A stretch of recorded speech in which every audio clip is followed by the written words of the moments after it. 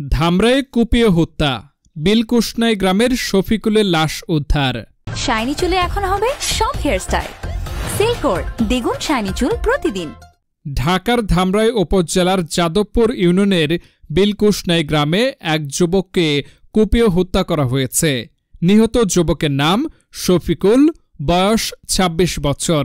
তিনি ওই গ্রামের কুদ্দুস মিয়ার ছেলে। শনিবার সকাল ৬টার দিকে স্থানীয় একজন ব্যক্তি মাঠে কাজ করতে গিয়ে শফিকুলের নিথর দেহ দেখতে পান। খবর ছড়িয়ে পড়লে গ্রামবাসীরা সেখানে জড়ো হন। নিহতের বড় বোন শিমু জানান, কয়েকদিন আগে আমাকে বলেছে ভাইয়ের সাথে শেষবার কথা হয়। সে জানায় তাকে হুমকি দেওয়া হয়েছে। সে আর বাঁচবে কিনা তা নিয়েও শঙ্কা প্রকাশ করেছিল। ঘটনার বিষয়ে ধামরাই থানার পুলিশ কর্মকর্তা মনিরুল ইসলাম বলেন, আমরা খবর পেয়ে দ্রুত ঘটনাস্থলে যাই। লাশ উদ্ধার করে ময়নাতদন্তের জন্য ঢাকা সোহরাওয়ার্দী হাসপাতালে পাঠানো হয়েছে। এই ঘটনায় এলাকায় শোকের ছায়া নেমে এসেছে। পুলিশের পক্ষ থেকে জানানো হয়েছে তদন্ত চলছে এবং অতি তাড়াতাড়ি আমরা আসামিদেরকে গ্রেফতার করতে পারব।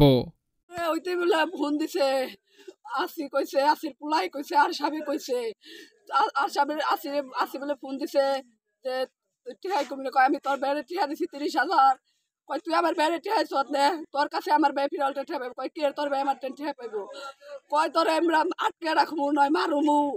ওই 10টা দেবার মোবাইল হলো বন্ধ। তারপরে একবার ফোন দিয়েছি, তখন ঢুকছে। 10টার পরে যখন ফোন দিয়েছি একবার ঢুকছে, তারপরে আর ঢুকে নেই। এই কারণে মনে করেন মার্কেট টার্গেট করে টেনে নিয়ে আসি। আসার পরে মনে করেন পরে আর ফোনটা নেই, 11টার আগে হয় না বাড়িতে বাজারে থাকে। তখন যারা জড়িত আছে আমি মনে করেন তাকে বিচার চাই।